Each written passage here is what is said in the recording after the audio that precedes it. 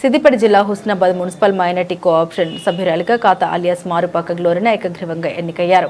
నేడు జరిగిన మున్సిపల్ సర్వసభ్య ప్రత్యేక సమావేశంలో 14 మంది కాంగ్రెస్ కౌన్సిలర్లు మద్దతు ఏకగ్రీవంగా ఎన్నికైనట్లు మున్సిపల్ కమిషనర్ మల్లికార్జున్ ప్రకటించారు. గత మే నెలలో మొత్తం 4 కోఆప్షన్ సభ్యులకు గాను 3 కోఆప్షన్ సభ్యుల్ని ఎన్నుకున్నారు. ఒక మైనార్టీ కోఆప్షన్ సభ్యుడి ఎన్నిక విషయంలో కౌన్సిలర్లు అందరూ ఏకాభిప్రాయానికి రాకపోవడంతో వాయిదా వేశారు. తిరిగి కౌన్సిలర్ల ఏకాభిప్రాయంతో నేడు ప్రత్యేక సమావేశంలో మైనార్టీ కోఆప్షన్ సభ్యురాలిగా ఖాతా గ్లోరియాను ఏకగ్రీవంగా ఎన్నుకున్నారు.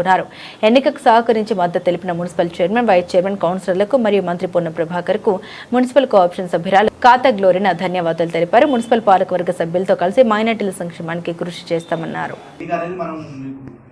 మనము చేతుల ఎత్తి సమ్మతం అనేది ఒక మంది ఆమోదిస్తే ఆ మెజారిటీ ఉంటే వాళ్ళ ఎలక్షన్ మనకు ఎన్నికైనట్టు.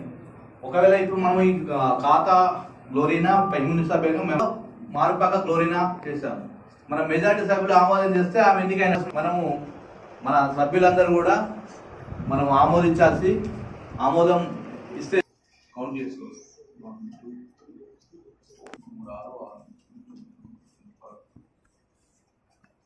ఆప్షన్ సభ్యులు ఎంతండి దయచేసి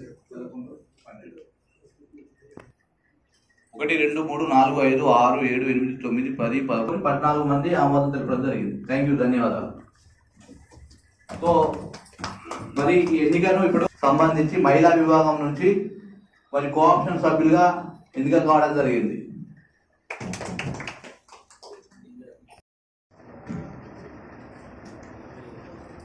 సంబంధించి మహిళా కేటగిరీలో కోఆప్షన్ సభ్యులుగా ఎన్నుకోబడ్డారు.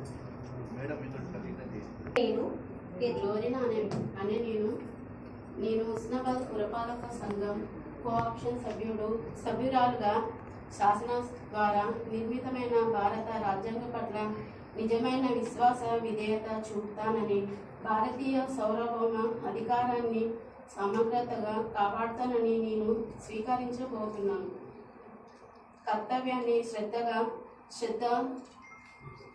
శ్రద్ధశక్తులతో నిర్మిస్తానని దైవ సాక్షిగా నా ఆత్మాన్వేష సాక్షిగా ప్రమాణం చేస్తున్నాను.